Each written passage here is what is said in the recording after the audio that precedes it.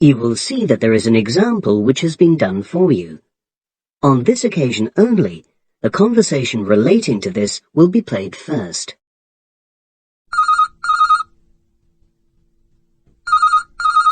Hello? Hi Liz, it's Ken here. Hi, Ken. Nice to hear from you. Are you... This is just a quick call, but Mary and I have just been talking about our summer holiday.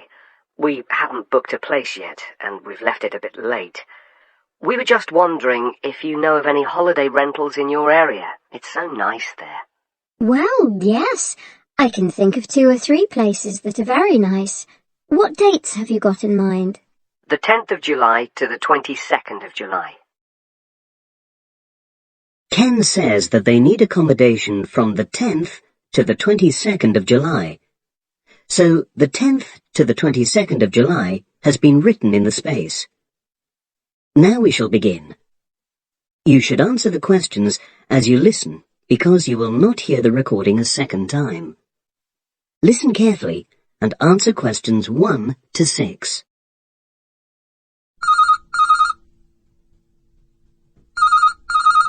Hello? Hi Liz, it's Ken here. Hi, Ken. Nice to hear from you. Are you...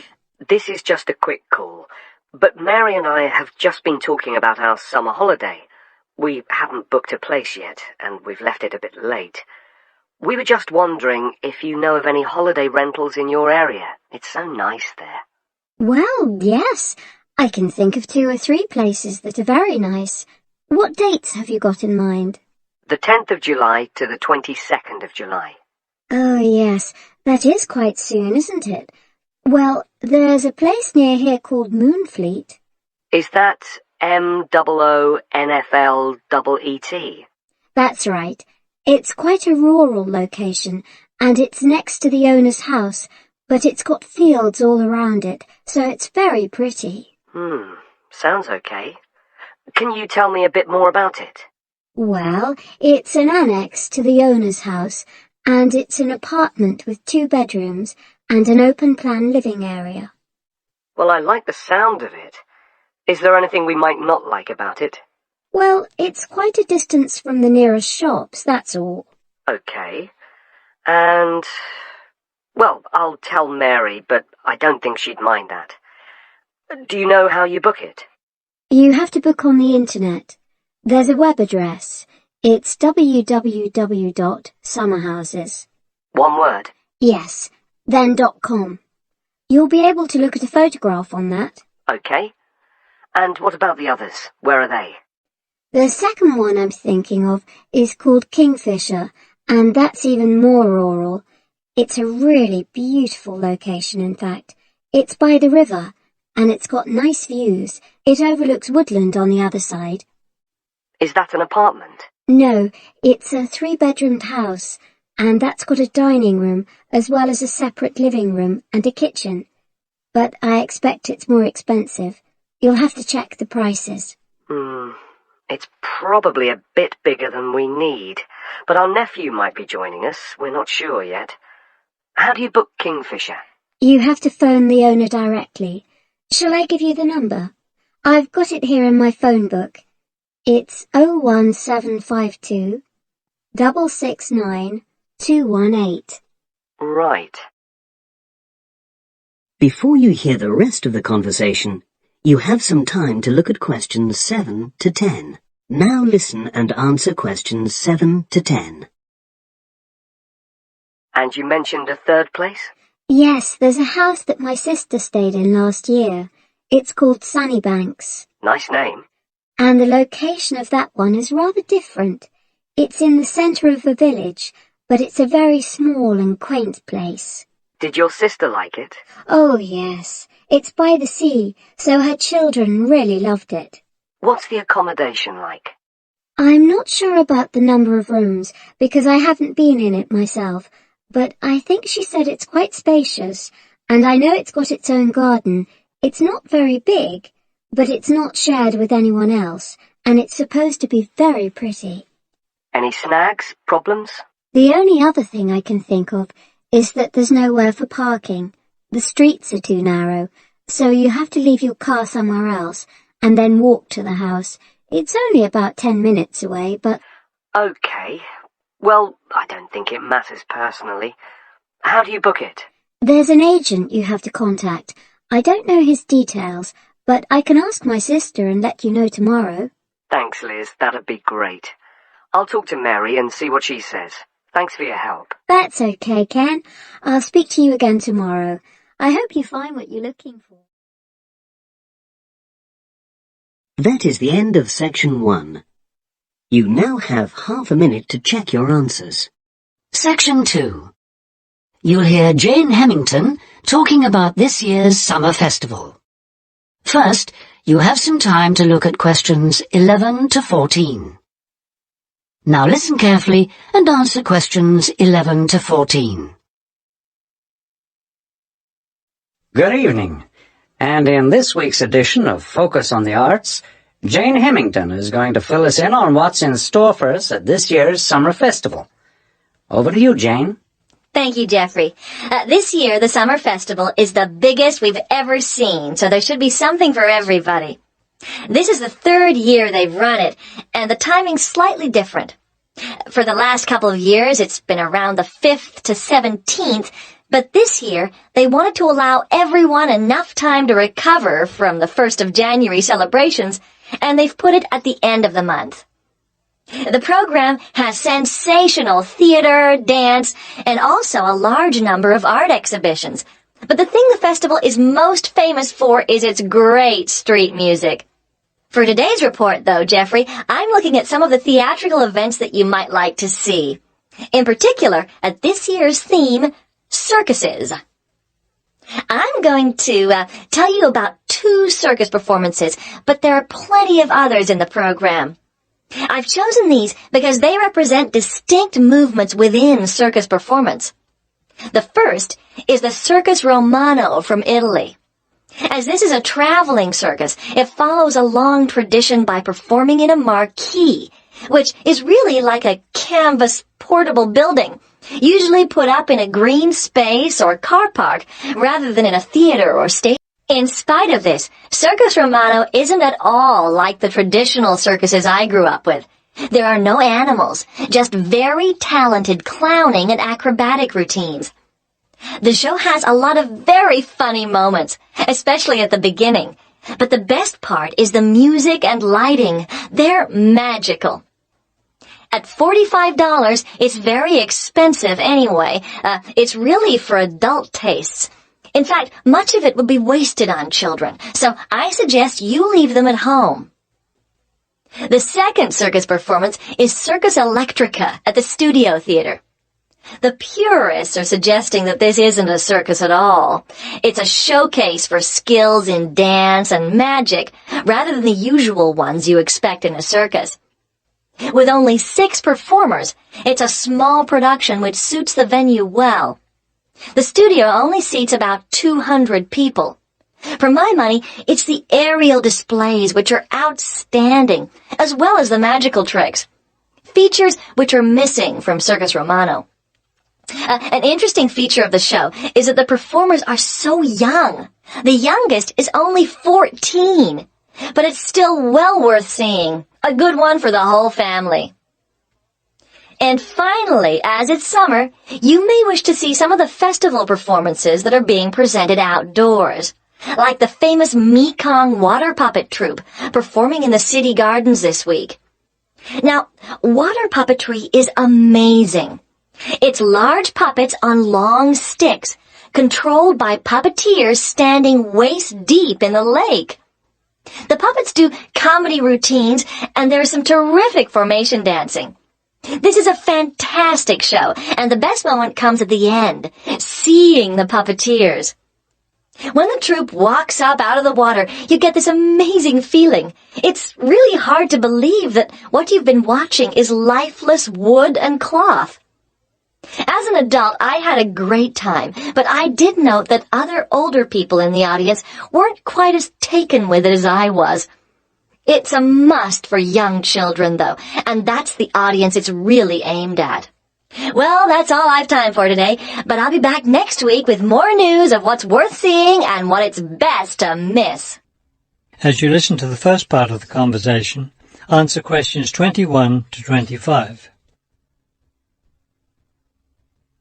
Okay, let's go over the requirements and see what we have left to do. Let's see. We have to give the professor a written summary of the information we've gathered on our topic, wild bird rescue and rehabilitation.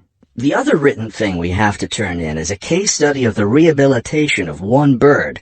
We have the information on that already. Right. All we have to do is write it up. What about charts and graphs? Do we need to include something like that? I don't think so. They aren't really relevant, but we do have to turn in a list of the resources we used. Naturally. What about videos? I heard some of the other students were doing that. Well, I guess that must be optional, because I don't see it on the requirements list. Okay, we should start planning our class presentation, since that counts for half the grade. We've looked at lots of sources of information, but I think our best source was the interviews we did with the wildlife rehabilitators. Agreed. That and the journal articles. I think we have enough information from those two sources for the presentation anyhow. The books we looked at weren't all that helpful. I wonder if we should try to bring in some live birds for the presentation. That would be too difficult, don't you think? But we have lots of photos of rehabilitated birds. We can show those. Before you hear the rest of the conversation, you have some time to look at questions 26 to 30 on page 204. Right. Okay, I think we should start by talking about how to rescue a bird. Probably first we should help people understand which birds need rescuing. Yeah, that's really important. Because a lot of times people see a baby bird that's all alone, or they find a bird sitting on the ground and they think it needs to be rescued.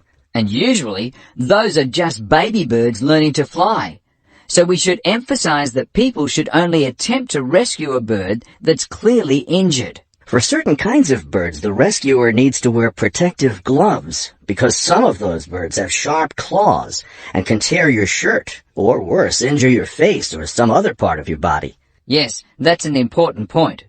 Okay, next, let's tell people to put the injured bird in a box with good air circulation.